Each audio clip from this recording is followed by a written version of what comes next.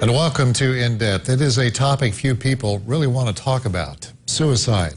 The reality is the suicide rate in our country has shown a significant increase since 1999, 30% on the average. Why is that, and what can we do to possibly stop a personal tragedy before it is too late? I'm joined tonight by Dr. Louis Cady, a psychiatrist and founder of the Cady Wellness Institute. And Dr. Cady, the recent suicides of designer Kate Spade and American chef and journalist Anthony Bourdain within 5 days of each other drew attention to this problem. Why don't we want to talk about suicide and some of the tools of the trade, prescription drugs, that go with it? This is a situation that a lot of people really don't want to talk about. Why is that? Well, for one thing, Brad, frequently people are concerned that if they bring it up with someone that they know, a loved one, a friend, a colleague that is considering it or that you think might be considering it, there's a concern about inadvertently pushing them over the edge.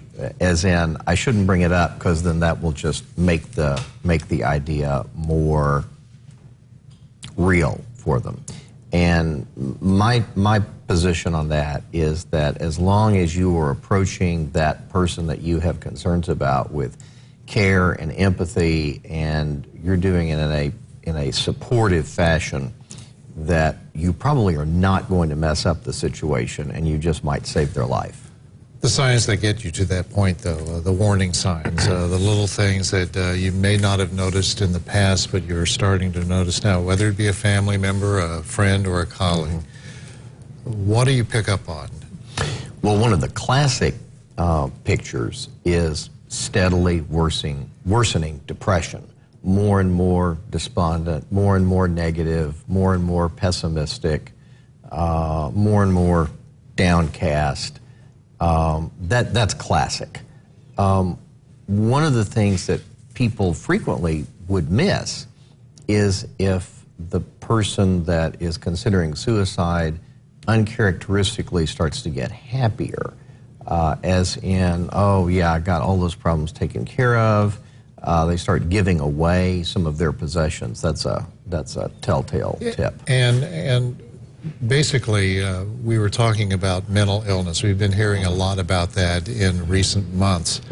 But the reality of the situation, how much of a role does mental illness have with this, and then individuals who do not have mental illness, who commit suicide?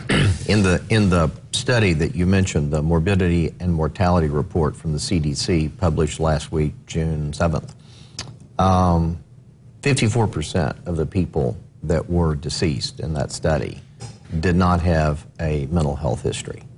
So about half. So it's not just people that are seeing a psychiatrist that are likely to be at risk for suicide, but it's fully half of us. And you were talking earlier in the newsroom about, these are stressful times that we are in, and they have been stressful, especially since 9/11. Yes. And so forth. We lived through stressful times before in this country and as a society. The Great Depression, World War II, Vietnam, the turmoil in the 1970s and even in the 1960s. What's the difference now? Okay, that's a comparison and contrast question, Brad. And when you look at what's going on now versus what was going on then, they didn't have the opioid crisis.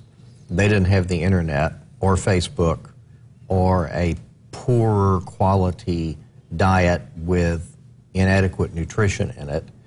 They were better off than that. Now, with 21st century technology, we go on Facebook and we see people whose lives look suspiciously better than ours, that surely they must be having more fun than us, and it can really give one a jaundiced view of the world. Age groups now on this. Young people, of course, probably don't understand the true magnitude of what they're thinking about doing. Right. This is something you don't come back from. It's not a temporary type situation. But also the elderly, especially a spouse who may lose another spouse. So how vulnerable are they, and what should you be on the lookout for?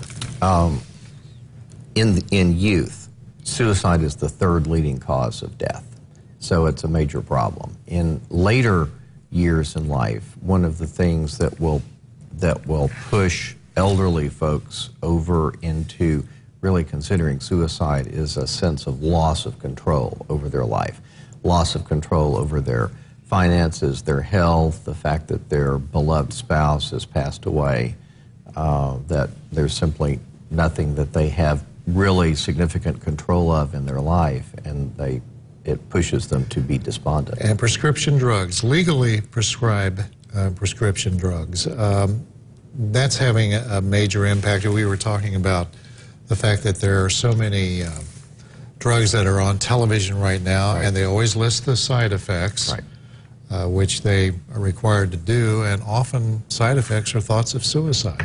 Right. So, how does that happen? In those studies, first of all, the FDA requires that manufacturers of any medication list any potential adverse event. And it's not necessarily a side effect, Brad. It's an adverse event that occurs in the study. So if a patient comes in and says, yes, I've been having thoughts of suicide in the study, that is described as an adverse event, and it later gets translated in the public's mind into a side effect of the medication. Now, I don't want to minimize the risk of exacerbation of suicidal thinking with antidepressants and other agents, but I think that one's a little bit overblown. And in fact, the suicide rate went down after the SSRIs came out in 1997. It seems like 1987, excuse me. And it seems like often we don't get this back in the conversation until someone who is famous, Kate Spade, for example, and also Anthony Bourdain. That was within 5 days of each other. Does that sometimes, it gets it out in the public eye and the conversation temporarily, but does that inspire perhaps copycat situations? There's a principle of contagion where if one is not really thinking about doing something like this and one gets the input from the media that so-and-so killed themselves or so-and-so went and shot up a school, there has been a notable